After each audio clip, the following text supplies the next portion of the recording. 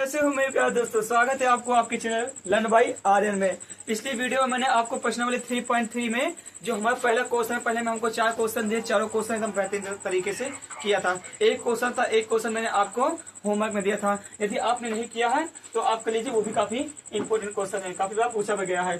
तो हम आज अपने दूसरे क्वेश्चन यानी दूसरे हमको कुल 5 क्वेश्चन दिए हैं। पांचों में से आज मैं 3 को बताऊंगा, क्योंकि जो हमारा आखिर दूसरा है वो काफी इंपोर्टेंट है, उसमें आपको समझाने में काफी समय निकल जाएगा। इसलिए हम 3 क्वेश्चन को बताएं। 3 भी, ये जो तीनों है ये भी काफी इंपोर्टेंट है, काफी बार पूछा गया, इसलिए इन तीनों को भी एकदम ध्यान से समझिएगा। तो जो हमारा चौथा पांचवा ये काफी इंपोर्टेंट है, काफी बार पूछा भी गया है। तो हम अपने पहले नंबर क्वेश्चन को देखते हैं। जो हमारा पहला नंबर क्वेश्चन है, इस पर स्टार लगा दीजिए, क्योंकि ये भी इंपॉर्टेंट है। तो क्या हमारा पहला क्वेश्चन, यदि हम अंश में 1 जोड़ दे तथा हर में 1 घटा दें। हमारा जो क्वेश्चन वो कह रहा है कि अंश में 1 जोड़ दे और हर में 1 घटा दे। अब अंश और हर क्या होता है, जैसे मैंने लिखा ये 2/3। अब 2/3 में जो हमारा 2 होता है वो हो जाएगा अंश बटे, और जो नीचे होता है उसको कहते हैं हर। ये समझ गए, यानी जो ऊपर होता है उसको कहते हैं अंश, तो नीचे होता है उसको कहते हैं हर।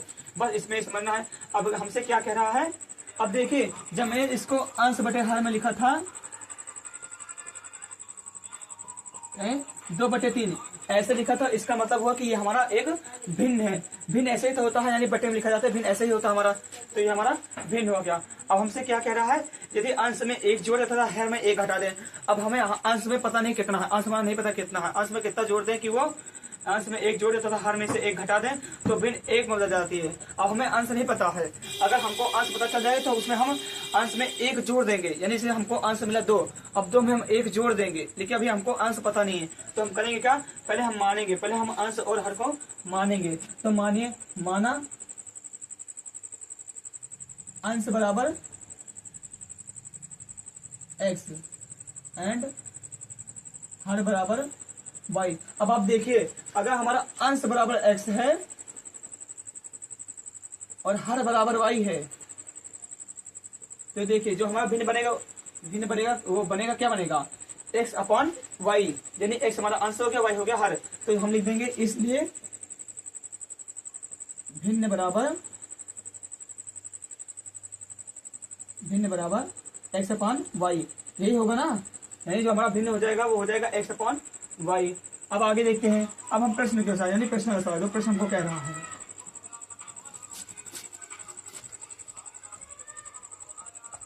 प्रश्नानुसार, तो प्रश्न के अनुसार चलते हैं। तो हमारा जो प्रश्न कह रहा है, यदि हम अंश में 1 जोड़ दें, क्या अंश में 1 जोड़ दें, तो अंश क्या हमारा x, तो अंश में यानी ये अंश है, अंश में 1 जोड़ दें, जोड़ दिया। उसके बाद क्या कह रहा है, हर में से 1 घटा दें। हर हमारा क्या है, y, तो पहले बटे में लिखेंगे, अंश और हर को बटे में तो लिखेंगे। अब y लिखे, वो हर में से 1 घटा दो, यानी माइनस का 1, ये हो गया। यदि हम अंश में 1 जोड़ दे और हर में 1 घटा दे, तो जो हमारा भिन्न यानी क्या, तो भिन्न 1 में बदल जाती है, जो भिन्न होगी वो हमारे हो जाएगी 1। ये समझ में आया। यदि हम अंश में 1 जोड़ दें और हर में से 1 घटा दें, तो जो भिन्न आएगी वो 1 हो जाएगी, यानी 1 में बदल जाएगी। अब इसी को सॉल्व कर लेंगे। तो यदि 1 है तो इसके बटे में भी 1 होगा, त्रिज्या गुणा कर दें तो क्या आ जाएगा, यानी त्रिज्या गुणा कीजिए, यानी x+1 से 1 में गुणा कीजिए तो क्या आ जाएगा, वही आ जाएगा, यानी x+1। अब इज इक्वल टू, अब y-1 से 1 में मल्टीप्लाई करेंगे तो क्या आ जाएगा, y-1। अब अच्छा को एक तरफ कर लेंगे और चर को एक तरफ कर लेंगे, तो x यहाँ पर है और ये इधर इक्वल का वो इक्वल बराबर y, यानी y हमारा प्लस में इधर आएगा तो माइनस का y हो जाएगा। अब प्लस का 1 है, उधर जाएगा माइनस का 1, यानी -1, और ये प्लस का 1 इधर आएगा माइनस का 1, तो x - y is equal to क्या आ जाएगा हमारा, -1 -2। अब हमारा हो जाएगा समीकरण नंबर 1। इसको ऐसे ही रहने देते हैं। अब हमारा दूसरा क्वेश्चन यानी पहला कंडीशन है, क्या, पहले शर्त से, ये हमारा पहला कंडीशन है। अब हम दूसरा कंडीशन देखें। दूसरा कंडीशन क्या हमारा, यहाँ दूसरे शर्त से क्या दिया है, अब की बार कह रहा है यदि हर में 1 जोड़ दें। अब की बार अंश में कुछ नहीं करना है, यानी अंश को ऐसे लिख दीजिए, हर में 1 जोड़ दे, हर में 1 जोड़ दिया, यानी भाई हमारा हर है, हर में 1 जोड़ दिया। हर में 1 जोड़ देने पर तो यह 1/2 हो जाती है, यानी जो हमारे भिन्न है वो हो जाती है आपकी 1/2। सबकी बार 1 था, आपकी बार 1/2 हो जाएगा। अब फिर वही करना है, यानी तिर्यक गुणा। अब x से 2 में करेंगे क्या आ जाएगा, 2x हो जाएगा। अब इज इक्वल टू, अब y + 1 से 1 में मल्टीप्लाई करेंगे तो क्या आ जाएगा, y + 1। अब मैंने क्या बताया था, चर राशि को एक तरफ कर दीजिए और अचर राशि को एक तरफ कर दीजिए, तो कर दीजिए, यानी 2x लिखा है। अब प्लस वो प्लस का y इधर आएगा, माइनस का y = 1। अब ये हो गया हमारा समीकरण नंबर 2। यानी इस चैप्टर में आपको 2 समीकरण बनाना है। ये जो कंडीशन है, जो हमें क्वेश्चन दिए हैं 1 2 3 4 5, इस पांचों क्वेश्चन हमको 2 समीकरण बनाना है, किसी भी तरह करके बनाना ही है, तभी हमारा x और y की वैल्यू आ जाएगी, यानी जो हमें क्वेश्चन में दे देगा उसका आंसर आ जाएगा। इसके लिए हमको 2 समीकरण 2 समीकरण चाहिए। तो अब यानी हमारा 2 समीकरण मिल गया। देखिए पहला समीकरण यह है, दूसरा समीकरण ये है। तो अब इसी को हम सॉल्व कर लेंगे, या तो प्रतिस्थापन विधि से कर लेंगे या तो विलोपन विधि से कर लेंगे। प्रतिस्थापन और विलोपन विधि से मैंने आपको बताया था। तो क्या करेंगे, देखिए समीकरण नंबर 1 क्या है। अगर हम समीकरण 1 से x की वैल्यू निकालें क्या आ जाएगा, समीकरण 1 लिख दीजिए। हम प्रतिस्थापन विधि से करेंगे पहले समीकरण 1 से। तो समीकरण 1 क्या हमारा, x - y = -2। अब हम किसी भी एक चर राशि को इधर रखेंगे, यानी x की वैल्यू निकालेंगे। x = क्या आ जाएगा, ये y उधर जाएगा तो प्लस का y, यानी y प्लस का हो गया, इधर माइनस का इधर हो गया प्लस का, और -2। अब हमें x की वैल्यू मिल गई, इसको मान लीजिए समीकरण नंबर 3। अब करेंगे क्या, x = y - 2 समीकरण 2 में रखेंगे। अगर जिससे निकालते हैं प्रतिस्थापन में, तो क्या होता है, जिससे निकालते हैं, यानी जैसे मैंने समीकरण 1 से x की वैल्यू निकाला, अब उसी में नहीं रखना है, उसके दूसरे वाले रखना है, जिससे निकालना उसमें नहीं रखना है। तो करेंगे क्या, x = y - 2, x = y - 2 समीकरण 2 में रखेंगे, जिससे निकालते उसमें नहीं रखते हैं, 2 में रखने पर रख दीजिए। तो x की वैल्यू जहाँ x है वहाँ y - 2, तो कर दीजिए 2 × x स्थान पर क्या रखेंगे, y - 2, y - 2 हो गया, माइनस का 1 = 1। अब 2 से अंदर मल्टीप्लाई करेंगे तो क्या आ जाएगा, 2y - 2 2 जा 4, और माइनस का y = 1। अब 2y और माइनस का y, यानी 2 में से 1 गए तो केवल क्या बचा, y। अब माइनस का 4 उधर जाएगा तो प्लस का 4, यानी 1, और माइनस का 4 इधर जाएगा प्लस का 4, तो y = आ गया 5, और y = 5 आ गया, यानी y की वैल्यू आ गई। अब हमें x की वैल्यू चाहिए, तो करेंगे क्या, y = 5। अब इसको चाहे जिस समीकरण में, चाहे समीकरण 1 में दीजिए, चाहे समीकरण 2 में दीजिए, चाहे समीकरण 3 में दीजिए। तो y = 5 समीकरण हम 3 में रखेंगे, क्योंकि 3 में हमको आराम से मिल जाएगा, क्योंकि हमारा x इधर ही है। इधर हमको करना क्या, बस 5 में से 2 घटा देना, बस समीकरण 3 में रखने पर रखिए, जहाँ y है वहां पर 5 रख देना है। तो x = y के स्थान पर 5, 5 - 2, तो x की वैल्यू क्या आ जाएगा, 3। अब देखिए x की वैल्यू 3 आ गई और y की वैल्यू 5 आ गई, तो हम x किसको माने थे, अंश को, यानी हम इसलिए अंश क्या आ गया, अंश = क्या आ जाएगा, x किसको माने थे, अंश को, अंश आ जाएगा 3, और y किसको माने थे, हर को, और y = 5। अब ये तो हमारा आंसर नहीं होगा। अगर आप यहाँ पे छोड़ देंगे तो आपका करा सब ही बेकार जाएगा, यानी आपका नंबर ऐसे कट जाएगा। कटेगा क्यों, क्योंकि अगर आपको सिर्फ x और y की वैल्यू आ गई तो इसका मतलब ये नहीं कि आप सिर्फ आंसर और हल लिख दीजिए, आपको भिन्न भी लिखना है क्या, इसलिए भिन्न क्या हो जाएगा, ये ध्यान देना। कुछ लोग बोलते हैं पूरा सवाल कर लेते हैं, एकदम बेहतरीन तरीके से कर लेते हैं, पूरा सही भी होता है, लेकिन अंत में गलत कर देते हैं। तो हमको यानी अंश क्या आ गया 3 और हल क्या आ गया 5। यहाँ पर हमारा आंसर सही होगा, ना कि यहाँ पर, इसलिए तो हमारा आंसर सही नहीं होगा। यहाँ पर हमारा केवल x और y की वैल्यू ही लिखा आपने, उसको आपने भिन्न में नहीं लिखा, यानी आपको पूरा आंसर लिखना है। नहीं तो आप पूरा करेंगे, उसके बाद आखिरी में आंसर की जगह पर गलत कर देंगे, तो आपका पूरा सवाल ही कट जाएगा। तो यानी पहला क्वेश्चन हमारा हो गया, स्क्रीनशॉट लेना तो दीजिए आप। अब हम बढ़ते हैं अपने दूसरे क्वेश्चन पर। दूसरा क्वेश्चन क्या हमारा, हम बढ़ते हैं दूसरे क्वेश्चन पर।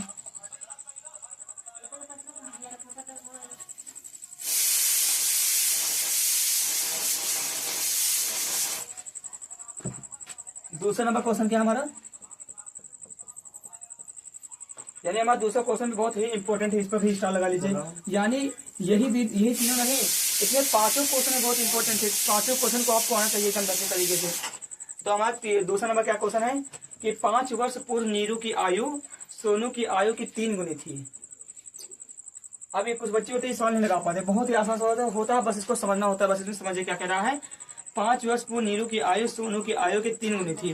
तो अब हम करेंगे क्या, अभी हम सोनू और नीरू की वर्तमान आयु क्या करेंगे, हमको देखो आखिर में देखिए क्या कह रहा है। आखिर में कह रहा है कि नीरू और सोनू की आयु कितनी होगी, हमें नीरू और सोनू की आयु ज्ञात करनी है।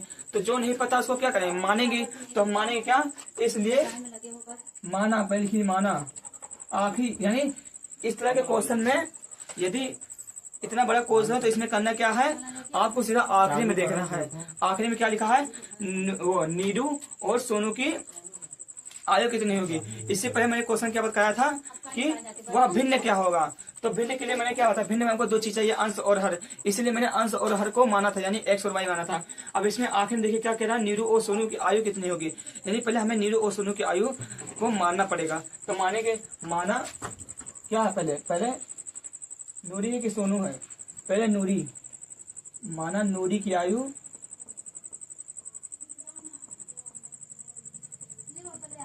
नीरू की आयु, यानी नीरू की वर्तमान आयु, यानी इस प्रेजेंट में अभी क्या है, नीरू की वर्तमान आयु इक्वल टू एक्स वर्ष, यानी अभी हमको एक्स नहीं पता है, एक्स नहीं पता है।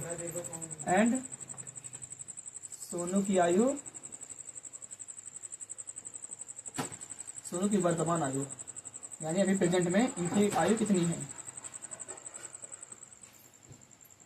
मान लेंगे वाई वर्ष। अब क्वेश्चन को इधर ध्यान से पढ़िएगा, पहले क्वेश्चन में ध्यान से पढ़िएगा। 5 वर्ष पूर्व नूरी की आयु सोनू की आयु की 3 गुनी थी। अब 5 वर्ष पूर्व, अभी समझिए, जैसे अभी आप 15 साल के हैं, 15 साल के हैं, 5 वर्ष पूर्व आप कितने साल के होंगे, 5 वर्ष पूर्व आप करेंगे कि हम 10 साल के थे। अब ये 10 कहाँ से आया, आपने अपनी आयु में से 5 वर्ष को माइनस कर दिया, तब आपको अपनी 10 वर्ष की आयु पता चल गई। यानी करना क्या है, जैसे मैं अभी आपको कह दूं आप अभी कितने साल के हैं, आप कहेंगे हम अभी 20 साल के हैं, यानी आप अभी 20 साल के हैं। तो 5 वर्ष पूर्व आप कितने साल के थे, 5 वर्ष पूर्व यानी आप 15 साल के थे। तो 15 साल कहाँ से आया, आपने अपने आयु में से, यानी आपकी प्रेजेंट आयु में से, वर्तमान आयु में से 5 वर्ष की आयु माइनस कर दी, तब आपने बताया 15 साल के हैं। तो इसमें भी हमको क्या करना है, वही करना है, यानी प्रश्नानुसार। देखिए हम ये जो लिखते हैं प्रश्नानुसार, ये सब लिखने से क्या होता है कि जो कॉपी चेक करने वाला होता है उसको लगता है कि काफी इस बच्चे ने बहुत अच्छे तरीके से किया, यानी हर जगह प्रश्नानुसार माना है, प्रथम शर्त माना है। तो इससे लगता है यानी कॉपी चेक करने वाला किसी प्रकार की कोई डाउट नहीं था, वो कॉपी से देख कर ही नंबर देता है। तो करेंगे क्या, प्रश्नानुसार। तो प्रश्नानुसार प्रथम शर्त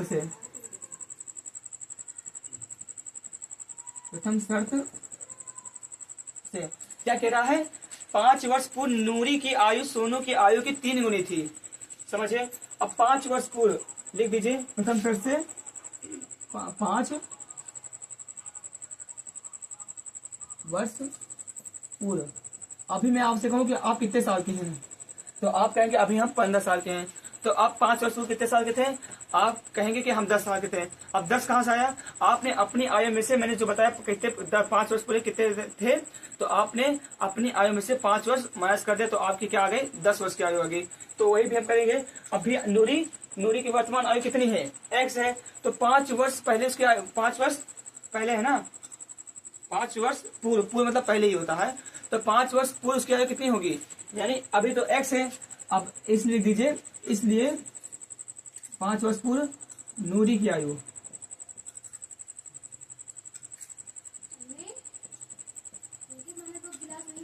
नूरी की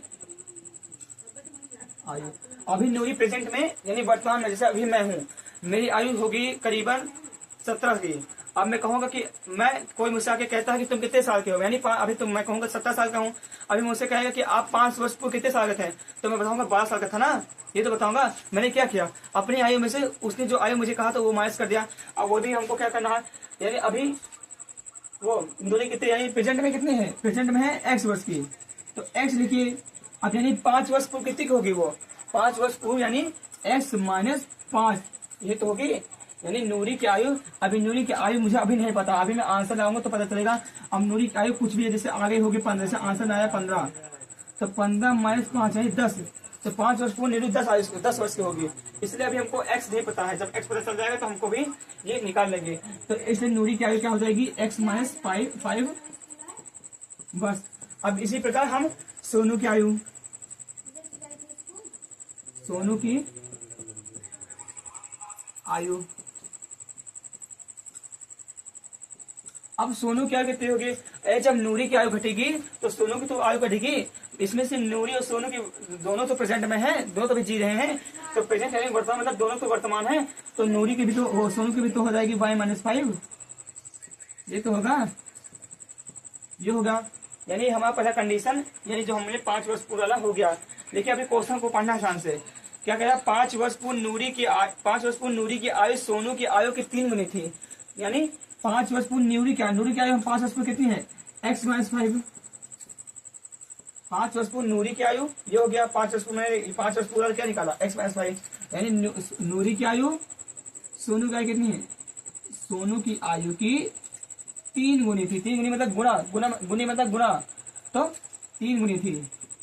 यानी अगर हम सोनू की आयु में 3 से मल्टीप्लाई करेंगे तो किसके बराबर आ जाएगी, वो आ जाएगी किसके, नूरी के बराबर आ जाएगी।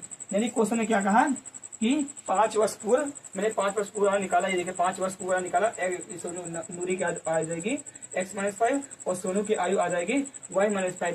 अब देखिए क्वेश्चन क्या कह रहा है, 5 वर्ष पूर्व नूरी की आयु, ये नूरी की आयु हो गई, सोनू की आयु y माइनस 5, सोनू की आयु के 3 गुनी मतलब गुणा, 3 गुनी थी। अब इसी को हल कर दीजिए, क्या आएगा, x माइनस 5 इक्वल टू 3 से अंदर मल्टीप्लाई कीजिए, क्या आ जाएगा 3y माइनस का 3 बचे 15 आ जाएगा। अब अचर को ए तक कर दीजिए और अचर को ए तक कर दीजिए, यानी x हो गया। अब प्लस का 3y इधर जाएगा, माइनस का 3y इक्वल टू माइनस का 15 और माइनस का 5 इधर आएगा, प्लस का 5, यानी x माइनस 3 इक्वल टू आ जाएगा माइनस 15 और प्लस 5, तो माइनस का 10। अब इसको मान लीजिए अभी समीकरण नंबर 1, ये मान लीजिए। अब हम आगे देखते हैं, आगे क्या करेंगे। अब हमको एक समीकरण मिल गया, अब हमको 2 समीकरण चाहिए, यानी 2 चरवाही रेखीय समीकरण युग्म में हमको 2 समीकरण चाहिए, तो चाहिए किसी भी तरीके से हमको लाएं, लेकिन हमको 2 समीकरण चाहिए। तो उसके बाद आगे देखिए क्वेश्चन क्या कह रहा है, 10 वर्ष पश्चात, 10 वर्ष पश्चात मतलब बाद, अब लिख दीजिए 10 वर्ष बाद,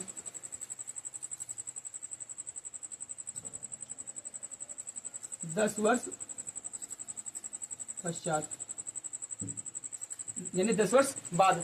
अब 10 वर्ष बाद, जैसे मैं अभी कहूं कि मैं अभी हूं 17 साल का, तो 10 वर्ष बाद में कितने साल का हो जाऊंगा, यानी 27 साल का।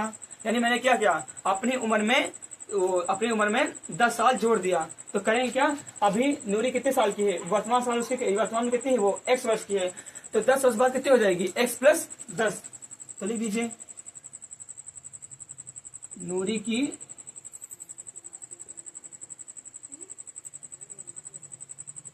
आयु, यानी नूरी की आयु क्या हो जाएगी, यानी x प्लस 10, यानी अभी मैं 17 साल का हूँ।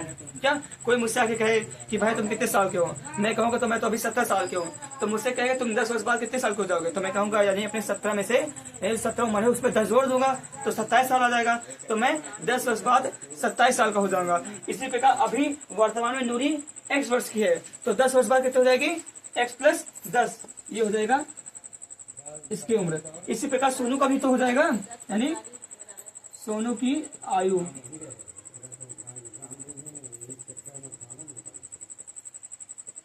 अब सोनू की भी तो आयु बढ़ेगी, उसकी लुप्त हो जाएगी, अरे नूरी के साथ उसकी भी तो आयु बढ़ेगी, क्योंकि हमने ऊपर लिखा है वर्तमान में दोनों की आयु बराबर है भी, जब उसकी बढ़ेगी तो उसकी भी बढ़ेगी, यानी इसका भी तो हो जाएगा y प्लस 10 वर्ष। ये हमारा पहला शर्त था। अभी हमारा दूसरा कंडीशन है, तो जिसमें हम 2 समीकरण बनाए हैं दूसरे शर्त से। अब देखिए अब क्या कह रहा है कि 10 वर्ष पश्चात नूरी की आयु x प्लस 10, सोनू की आयु y प्लस 10, ये हो गया। उससे क्या नूरी की आयु सोनू की आयु की 2 गुनी थी। क्या? नूरी की आयु कितनी है? नूरी की आयु 10 + 50 कितनी है? यानी नूरी की आयु x + 10, सोनू की आयु लिख दिया, सोनू की आयु की 2 गुनी, गुनी मतलब गुणा, तो लिख दीजिए 2 का गुणा, तो इसके बराबर होगी। यानी अभी नूरी x + 10 वर्ग की है और जो सोनू है y + 10 है। यानी जो नूरी की आयु सोनू की आयु की 2 गुनी, गुनी मतलब गुणा, 2 गुनी की है। ये समझना। अब इसी को सोल्व कर देंगे तो क्या करेंगे, x + 10 हो जाएगा इक्वल टू 2 से मल्टीप्लाई कर देंगे तो क्या हो जाएगा 2y + का 20। अब क्या करेंगे, किसी भी चर को एक तरफ, अचर को एक तरफ, तो करेंगे क्या, x प्लस वो प्लस का 2y इधर आएगा, माइनस का 2y इक्वल टू 20 लिखी रहने दीजिए, और ये प्लस का 10 उधर जाएगा, माइनस का 10, यानी x - 2y इक्वल टू क्या आ जाएगा 10। ये हमारा समीकरण नंबर 2 हो गया। अब हम करेंगे क्या, अब हमको समीकरण 1 और 2 मिल गया है। अब कोई भी यानी अब आपको प्रतिस्थापन विधि या विलोपन विधि लगाना है, बस आपको समीकरण 2 मिल गए। तो अब हम करेंगे क्या, अब आप ध्यान से देखिए, समीकरण हमारा क्या है, x - 3y इक्वल टू -10 और दूसरा है x - 2y इक्वल टू 10। अब की बार हम विलोपन विधि बताएंगे, पिछले वाले में हमें प्रतिस्थापन विधि बताया था, आपके विलोपन से बता देंगे ताकि आपको प्रतिस्थापन और विलोपन समझ में आ जाएगा। तो करेंगे क्या, अब आप देखिए समीकरण 1 में भी x है, समीकरण 2 में भी अकेला x है, इसमें भी अकेला है, इसमें भी अकेला है। अब हम करेंगे क्या, और दोनों भी प्लस में है, क्या दोनों भी प्लस में है, तो हम करेंगे क्या, समीकरण 1 व 2 को घटाने पर, घटाया इसलिए रहे क्योंकि हमको विलोपन विधि में किसी एक को विलुप्त करना है, तो विलुप्त करने के लिए क्या करेंगे, किसी को एक को काटना है, तो करेंगे क्या, समीकरण 1 व 2 को घटाने पर, तो घटा दीजिए। पहला समीकरण क्या हमारा, x - 3y equal to minus का 10 और दूसरा क्या है x - 2y इक्वल टू 10, ये हो गया। अब घटाने मैं बताया था, घटाने पर निशान बदल जाते हैं, यानी ये प्लस का था तो ये माइनस हो जाएगा, ये माइनस है तो प्लस हो जाएगा, ये प्लस है तो माइनस हो जाएगा, ये करना है। अब करेंगे क्या, देखिए प्लस का x माइनस का x हो जाएगा कैंसिल, ये देखिए। अब देखिए माइनस का 3y और प्लस का 2y, अब हमको माइनस वाला चिन्ह नहीं देखना है, क्या, अब माइनस वाला चिन्ह नहीं देखना, अब हमको जो चिन्ह बदला उसको देखना है। अब यानी माइनस का 3y और प्लस का 2y, यानी 3 में से 2 गए, और माइनस वाला जिस चिन्ह के ऊपर यानी जितनी बड़ी संख्या होती है उसका वही चिन्ह लगता है। जैसे मैंने बताया, इसको तो आपको आता होगा, यानी 5 है, प्लस का 5 है तो माइनस का 7 है। अब 5 और 7 में से कौन बड़ा है, आप कहेंगे 7 बड़ा है, और 7 में से 5 हटाएंगे तो 2, लेकिन बड़ा कौन है, बड़े के पास कौन सा चिन्ह है, माइनस, तो माइनस लगा दीजिए, वही करना है। यानी 3 और 2 में से बड़ा कौन है, 3 बड़ा है, तो 3 के पास कौन सा चिन्ह है, माइनस का चिन्ह है। अब 3 में से 2 गए तो 1, और पिछले विचार राशि क्या, 1 लिखते नहीं, बाकी होता है, ये याद रखिएगा, होता है बाकी लिखा नहीं जाता है। अब देखिए इधर देखिए, अब -10 मिलकर क्या हो जाएगा, माइनस का 20, ये माइनस माइनस कैंसिल, तो y इक्वल टू आ गया 20, अब y इक्वल टू 20 आ गया। अब हमको y तो पता चल गया, अब हमको क्या चाहिए x, तो करेंगे क्या, y इक्वल टू 20, समीकरण किसी में भी रख दीजिए, आप चाहे 1 में दीजिए चाहे 2 में रख दीजिए, जिसमें आपका मन गया। हम समीकरण 2 में रखते हैं, समीकरण 2 में रखने पर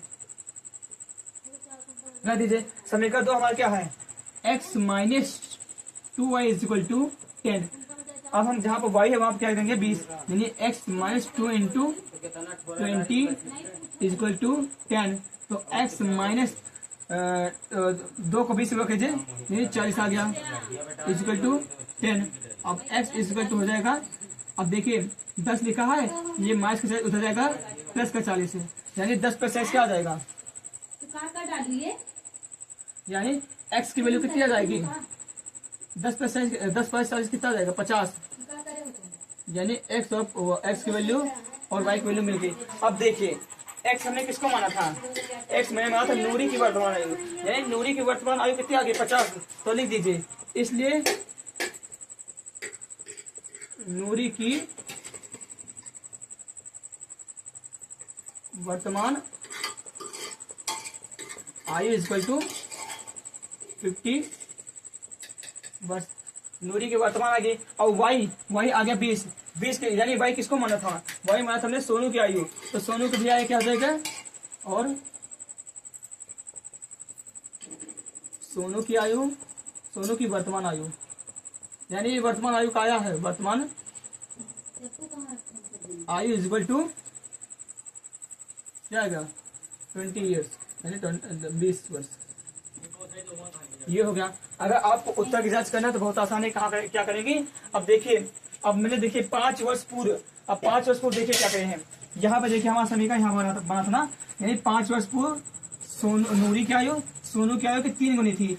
यानी अब देखिए जहाँ पर एक्स है, यानी अब इसको सॉल्व करेंगे, जहाँ पर एक्स कितना निकलता है हमारा 50 माइनस 5, ये हो गया बराबर 3 गुणे वाई किसको माना था, सोनू क्या ना, सोनू का, यानी वाई कितना आ गया, वाई की वैल्यू कितनी आई 20 माइनस 5।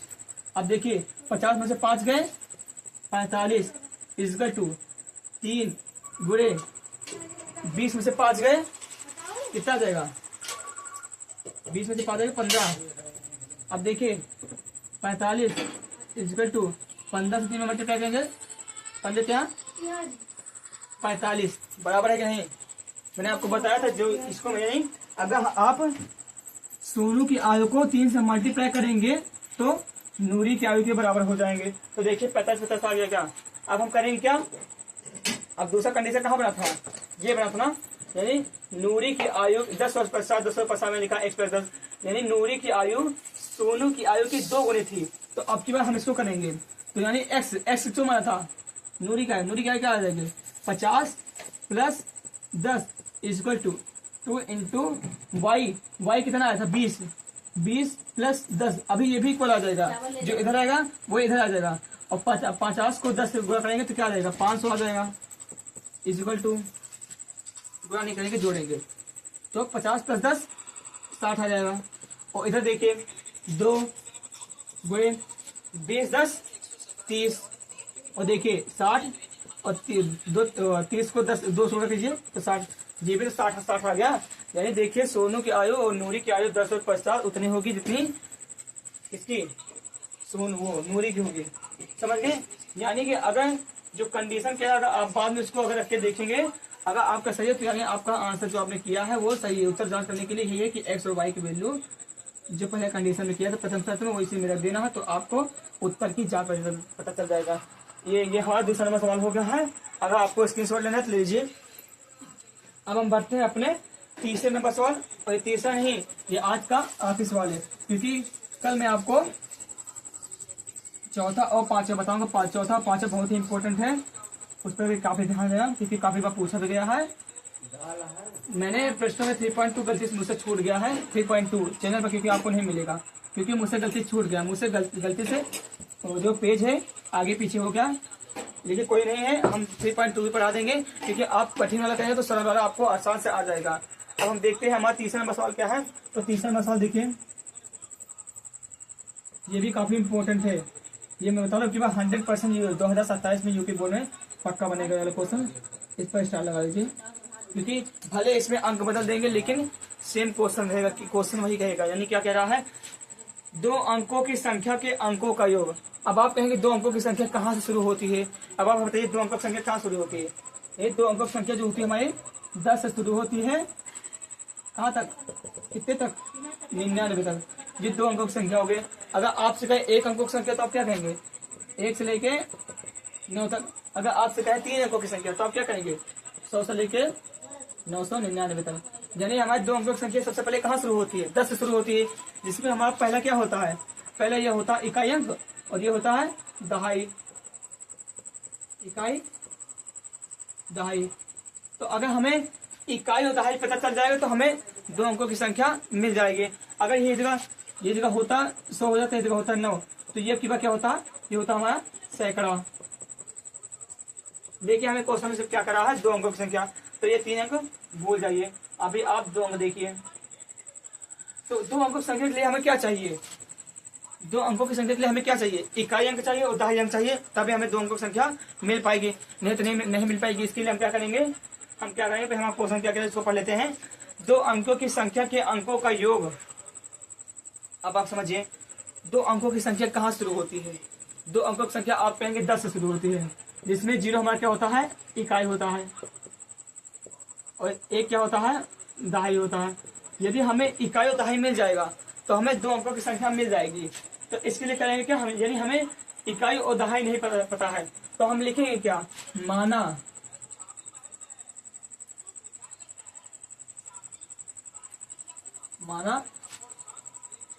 दहाई का अंक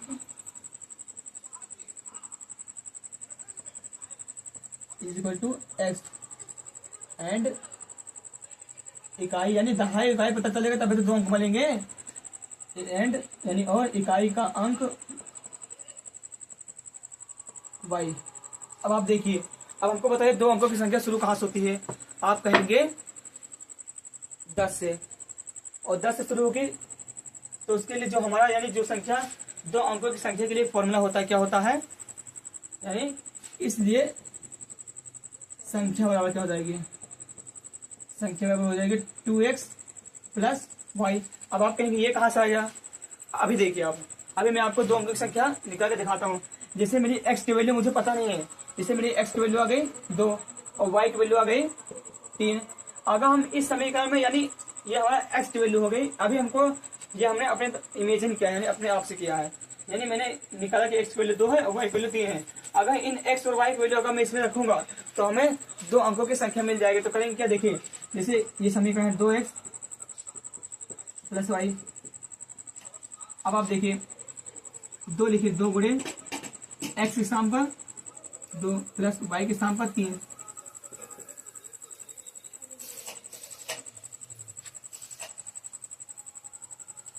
दो दूनी 4 प्लस 3।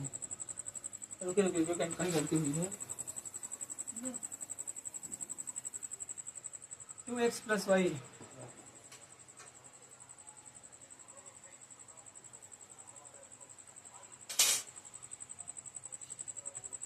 देखिए समझिए आप, देखिए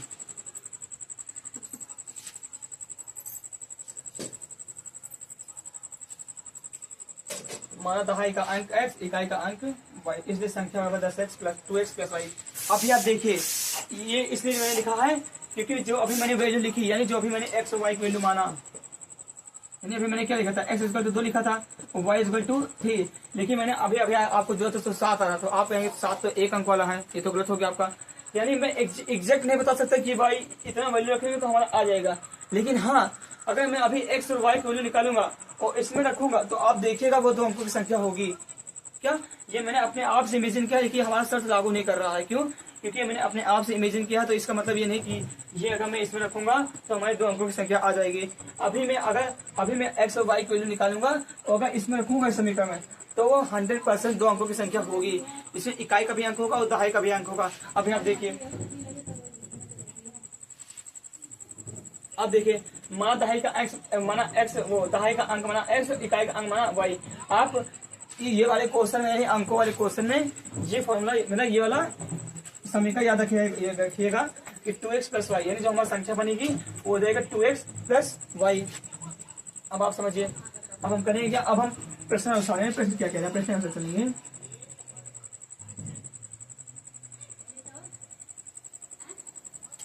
प्रथम शर्त से देखिए क्वेश्चन में आप ये सब लिखा करिए, इसे लिखने से होता है जो कॉपी चेक करने वाला होता है वो उसके पास तक समय नहीं होता कि वो तुम्हारे लोग के क्वेश्चन देखे तुमने कैसे किया, तुमने जोड़ घटाना कैसे किया, वो ज्यादा मेन टॉपिक चीज देखता है, यानी आपने कैसे माना है, आपने क्या क्या लिखा है। जैसे मैंने लिखा प्रश्नानुसार, तो प्रश्नानुसार मैंने लिखा प्रथम सत्र से, तो उसको लगेगा लड़का थोड़ा दिमागी इसलिए नंबर दे देगा, वो ज्यादा आपको क्वेश्चन पूरा क्वेश्चन नहीं देखता आपका, समझिएगा। तो उसके बाद क्या कह रहा है, 2 अंकों की संख्या के अंकों का योग। अभी मैंने लिखा है अंक हमारा पहला क्या है x और दूसरा में क्या है y, यानी अंकों का योग, यानी अंक हमारे क्या करें x प्लस y का योग क्या हो जाएगा 9। अंकों का योग तो होगा, अंक पहला अंक क्या है दहाई का x, इकाई का y, यानी अंकों का योग 9। ये हमारा समीकरण 1 पहले बन गई, बहुत इजी समीकरण बना कि अंकों का योग कितना था 9।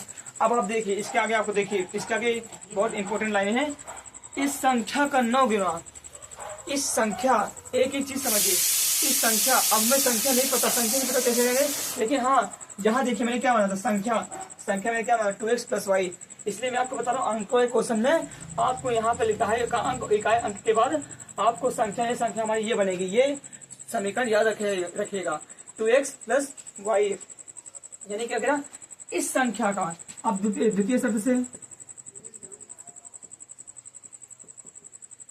यानी इस संख्या का, इस संख्या ये संख्या क्या है 2x प्लस वाई, इस संख्या का मैंने लिखा इस संख्या का 9 गुना, गुना मतलब गुणा, यानी इस संख्या का 9 गुना, ये समझे, इस संख्या का 9 गुना। संख्या के अंकों हमने क्या माना x और y, संख्या के अंकों को पलटने से बनी संख्या का 2 गुना है। आप समझिए 2 गुना है, यानी इस संख्या के अंकों को पलटने, अब अंक कैसे पलटेंगे, अंक और x और y है, यानी हमको सिर्फ x और y को पलटना है। तो करना क्या है, इस संख्या को पलटने पर, तो इस संख्या को पलटने तो क्या आ जाएगा, जहाँ x है वहाँ y आ जाएगा ना, और जहाँ y था वहाँ x आ जाएगा। इस संख्या को पलटने हमने पलटा, x को उधर भेजा, y को उधर भेजा। इस संख्या के अंकों को पलटा मैंने x और y को, इस संख्या के अंकों को पलटने से बनी संख्या, ये हमारी संख्या बनी, पलटने में संख्या बनी ना, जैसे एक संख्या ये बनी थी वैसे एक संख्या बनी, इस संख्या का 2 गुना, 2 गुना मतलब गुणा, तो इस संख्या का 2 गुना, ये हो गया। अब इसी को हल कर लेंगे तो हमारा समीकरण नंबर 2 मिल जाएगा। अब करते क्या है, 9 से अंदर मल्टीप्लाई करते हैं, तो 9 से करेंगे तो क्या हो जाएगा, 9 दूनी 18x प्लस 9 से y करेंगे तो 9y इक्वल टू 2 से 2y करेंगे तो 4y। अब 2 से x में करेंगे तो प्लस का 2x हो जाएगा। अब मैंने क्या बताया था, हाँ सही है। अब चर को एक तरफ कर लेना है और अचर को एक तरफ कर ले जाए, लेकिन देखिए हमको अचर दिया ही नहीं, सब तो अचर के साथ है। तो करेंगे क्या, x वाले को x वाले के साथ लिखना है, y वाले को y वाले के साथ लिखना है। तो क्या करेंगे, जो x है उधर दाएं इधर कर लेंगे और जो y है उधर कर लेंगे। तो करेंगे क्या, 18x है, अब देखिए हमारा 2x यहाँ पर है, इक्वल के इधर आएगा तो माइनस का 2x हो जाएगा। अब इज इक्वल टू 4y है, अब देखिए प्लस का 9y इधर आएगा, माइनस का 9y। मैंने क्या किया, x को एक तरफ कर लिया, y को एक तरफ कर लिया। अब 18 में से 2 गए 16x। अब देखिए 4 में से 9 गए 5, माइनस का 5y, क्या माइनस का 5y, ये हो गया।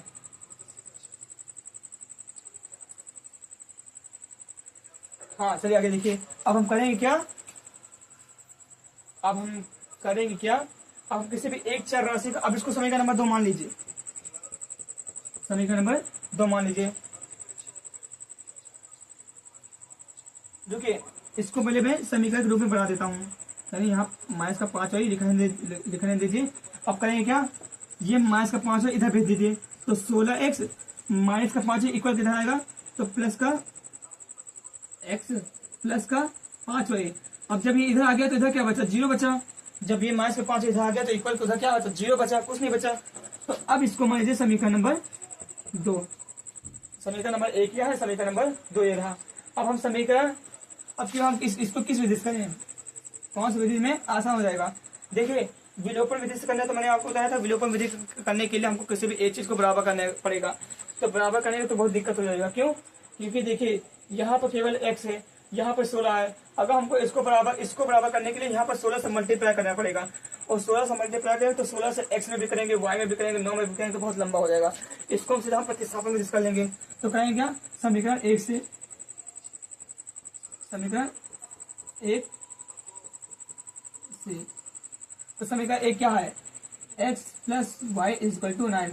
अब इसी में से किसी एक चर राशि का मान निकाल लीजिए, चाहे x के चाहे y के। तो मैं x का निकालता हूँ, x इक्वल टू क्या आ जाएगा, ये 9, ये प्लस का y रहेगा, माइनस का y, इसको माइनस समीकरण नंबर 3। अब देखिए x equal to 9 minus y, x equal to 9 minus y समीकरण। देखिए सब प्रतिस्थापन में देखिए जिस समीकरण से निकालते हैं उस समीकरण में नहीं रखना होता है, यानी हमने एक पहले समीकरण से निकाला था x की वैल्यू, इसलिए हम इसको 2 में रखेंगे। समीकरण 2 में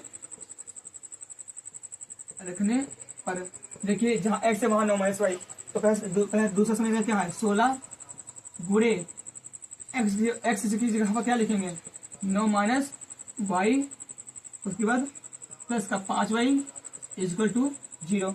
अब इसी को हल कर लेंगे तो 16 से 9 में रखेंगे तो क्या जाएगा 9 छंग 54, 9 छंग 54, 16 9 या 144, तो 144 आ गया। माइनस का 16y प्लस का 5y इक्वल टू 0। अब हम y को एक तरफ करते हैं और अचर को नहीं, अचर को एक तरफ, अचर को एक तरफ। अब आप देखिए 16 में से देखिए 16 में से 5 गए, ये यानी y 16 में से 5 गए तो माइनस का यानी बड़ी यानी बड़ी कौन सी बड़ी संख्या आप कहेंगे 16, तो 16 पास कौन सा चीज है माइनस का, तो माइनस का क्या आ जाएगा 16 में से 5 गए 11y। अब देखिए 114 144, अब 144 को उधर भेज दीजिए इक्वल कितना, यानी माइनस का 144, माइनस से माइनस कैंसिल, यानी y की वैल्यू क्या आ गई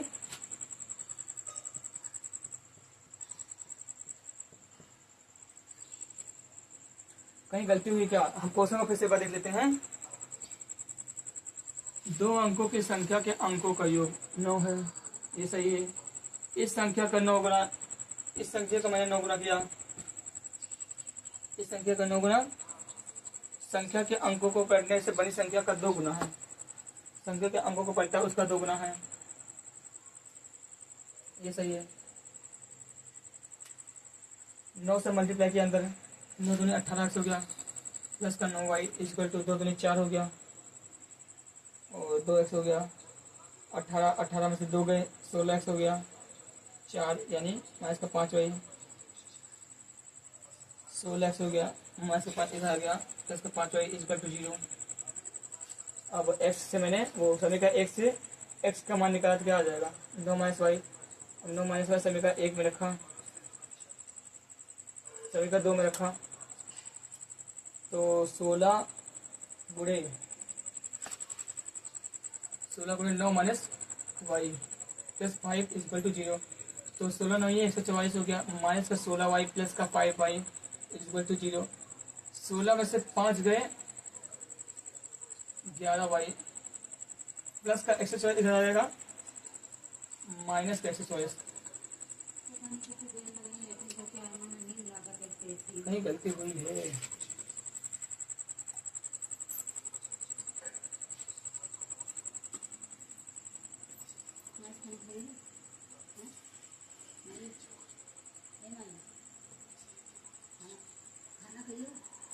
गलती हुई है, देखते हैं।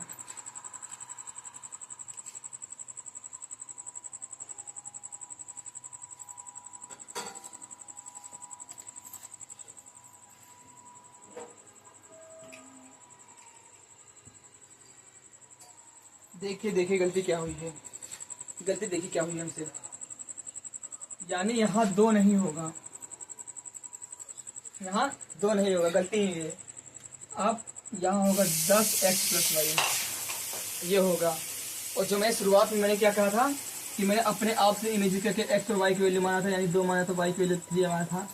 अब आ जाएगा, देखिए अब जैसे 10 है, 10 गुणे x की जगह पर 2 लिखेंगे, प्लस का y यानी 3, तो 10 दूना 20, 20 प्लस 3 23, यानी देखिए 2 अंकों की संख्या नहीं, ये हमसे ही गलती हुई थी, हमको पता, यानी समीकरण मुझे कुछ डाउट था, क्योंकि जब मैं समीकरण पहले आपको इमेजिन करके बताया था तो नहीं आया था, क्या आया था 7 आया, तो 7 मुझे लगा कि या तो समीकरण में गलती है या तो यहाँ पर या तो समीकरण में गलती है, या तो हम सवाल लगाएंगे तो उसमें x और y की वैल्यू आएंगे तो रखेंगे तो पता चलेगा, यानी गलती है पड़ी है। अब इसको फिर मुझे लगाना पड़ेगा, लगाना क्या है, अब जहाँ पर यानी यहाँ पर क्या करेंगे 10 लिख देंगे,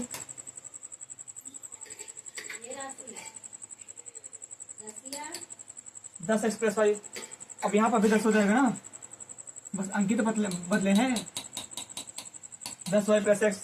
अब देखिए अब यहाँ से मुझको मिटाना पड़ेगा,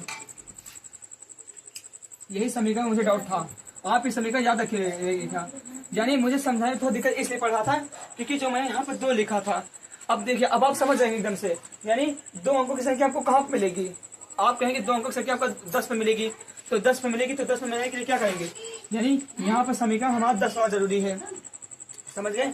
अब 2 का कोई मतलब नहीं, अब 10 को 2 को भूल जाइए, यहाँ पे जो 2 था उसको भूल जाइए, ये जो अंकों की 2 अंकों की संख्या हमको सबसे पहले कहाँ, 2 अंकों की संख्या सबसे पहले कहाँ शुरू होती है, आप कहेंगे 10, वो आखिरी में कहाँ होती है, आप कहेंगे 99, तो इस समीकरण को आप लगाएंगे तो आपको 10 और 99 के बीच की संख्या ही मिलेगी। उसके आगे इन्हें कि आप समीकरण ये रखे तो उसके अंदर आपको 100 मिल गए तो 100 क्या होगा, 3 अंकों की संख्या हो जाएगी। देखिए इस समीकरण अगर देखिए 3 अंकों की संख्या के लिए बात हुई तो क्या करेंगे पता है, अब यहाँ पे हो जाएगा हमारा 100, 3 अंकों की बात करें तो 100 हो जाएगा, 100 x प्लस वाई। 1000 की बात हो गई तो क्या करेंगे, ऐसे हो जाएगा 1000 x प्लस वाई हो जाएगा। ऐसे क्या करेंगे, देखिए हमको सिर्फ 2 अंकों, अब 2 अंकों की संख्या कहाँ मिलेगी, 10, तो 10 के लिए 10 x प्लस वाई वही करना है।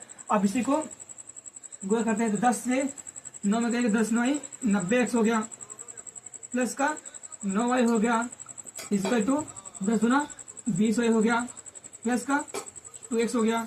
अब x एक तरफ कर लीजिए, y एक तरफ, तो 90x माइनस का 2x इधर आएगा, माइनस का 2x हो जाएगा, इक्वल टू 20y और प्लस का 9y जाएगा, माइनस का 9y और 90 में से 2 गए तो 88x इक्वल टू 20 में से 9 गए 11y। अब करेंगे क्या, 11 कम 11 8 88, तो y इक्वल टू क्या आ जाएगा 8x। अब आपको देखिए यानी y की वैल्यू तो हमको डायरेक्ट ही मिल गई है, बस x की वैल्यू चाहिए, x मिल जाएगा तो हमको y की वैल्यू मिल जाएगी। यानी अभी देखिए किस रूप में हो गया, अब ये हो गया हमारा, इसको मान लीजिए समीकरण नंबर 2। अब इसको सॉल्व करना बड़ा आसान है, क्यों, किससे करेंगे सॉल्व इसको, अब इसको आगे पीछे नहीं गए, इसको सीधा क्या करेंगे प्रतिस्थापन में कर देंगे, क्यों, क्योंकि हमको y की वैल्यू मिल गई है। तो करेंगे क्या, y इक्वल टू 8x समीकरण 1 में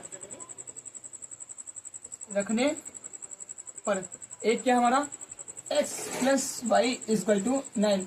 अब जहाँ y है वहां पर 8x लिख देंगे, क्या देगा x plus 8x equal to 9 और 8x और x 9x इक्वल टू 9, 9 से 9 कैंसिल, तो x की वैल्यू क्या आ जाएगी 1, x की वैल्यू 1 आ गई।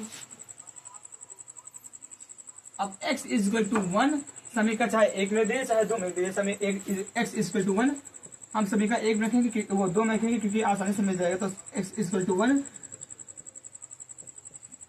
समीकरण 2 में रखने पर रख दीजिए, जहां x यहाँ पर x से वहां पे रखेंगे 1, तो y इक्वल टू आ जाएगा 8 इंटू 1, तो y इक्वल टू आ जाएगा 8, यानी y आ गया हमारा 8। अब आप देखिए x किसको माना था, आपने माना था दहाई अंक को, यानी दहाई आ गया आपका, दहाई कितना आ गया 1 आ गया, और y किसको माना था आपने, इकाई अंक को, ये देखिए तो y आ गया, इसलिए